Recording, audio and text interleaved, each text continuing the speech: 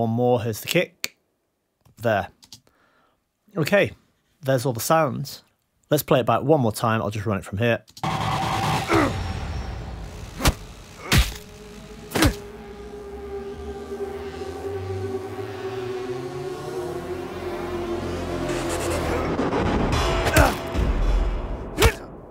And I'm actually going to add a rise, a hit and a transition here. So just by hitting RT and H all together at the same time, and I realise that there is one hit in there that's out of time, but we'll leave it for now and continue.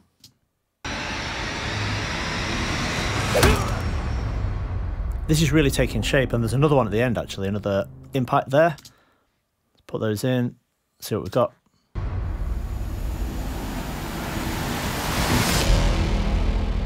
I think we could do with a more forceful hit there, so I'm going to choose this, and over in the replace tab here, I want to select intensity 5. Now whenever I replace it, it's only going to find things of that particular intensity. Try that. And I'm just going to really add something else to this. I think there should be an explosion there. I'm going to do it a slightly different way this time. I'm going to press Option G, which brings up this magic marker window where you can actually search for sound. So let's choose explosion. Okay, and it's come up with several results, probably more than I really need. So I might as well narrow it down. I want this to be really impactful. So I'm just going to go with intensity, let's go with 5 again. And it's narrowed it down quite a bit. I'll audition 1 or 2 of these. Tell you what, that one's good straight away. So I'm going to hit Command Return. It's added that to the timeline. And this time when I play it back, I've noticed that there's a logo at the end which could do with the transition. So when I get to that, I'll just hit the letter T once again. There. So I think this is probably a good point to take a listen to it overall, see what we've got. Although actually, maybe we should just add some music at the point where the fight starts. So from here, if you hit the letter Z on the keyboard, it comes up with music. Now in this case, it just so happens that it's chosen action.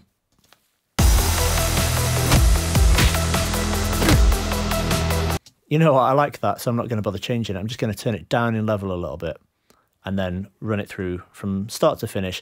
Obviously, I've been explaining this as I've gone, so it's taken a little bit more time than it perhaps could. I think with just a little bit of practice in Audio Design Desk, you could get really quick with it.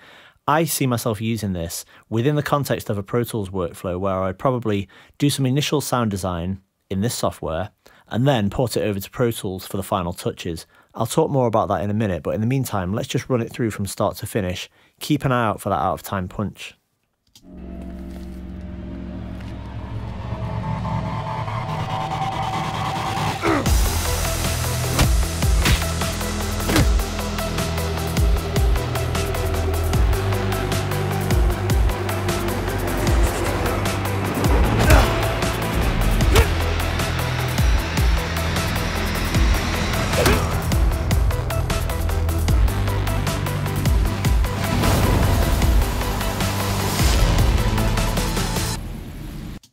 And you know what, I think that music could be a little bit shorter, but I'm quite happy with the piece, so I just want to really time stretch it or time compress it into the space available. So fortunately there is a time stretch tool.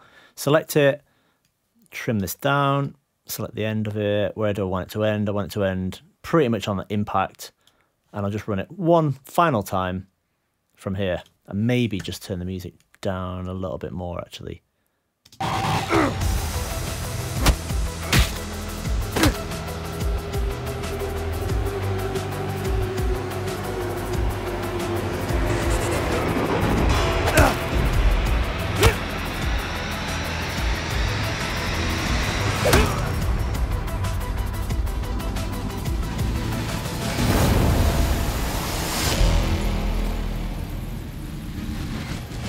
Okay, so there's still some sounds to add there. You know, if I go through it, there's things like the some more of the fight sounds, the sound of him impacting on the metal gate, maybe another footstep there, and just a few other little bits and bobs.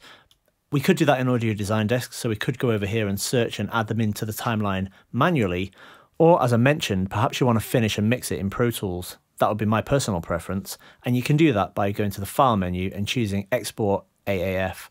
So that's an initial overview of Audio Design Desk. I've been very impressed with it. I think it's really great software. And I'll tell you what, last year I worked on a feature film which had several fight sequences in it. It took me a very long time to track lay that film using just Pro Tools. If I'd had this to use alongside it, the whole process would have been considerably quicker. Keep an eye out soon for the follow-up video where I'll be delving into some more of the features of Audio Design Desk, along with the AAF export process to then port this sequence over into a Pro Tools session. Thanks for watching.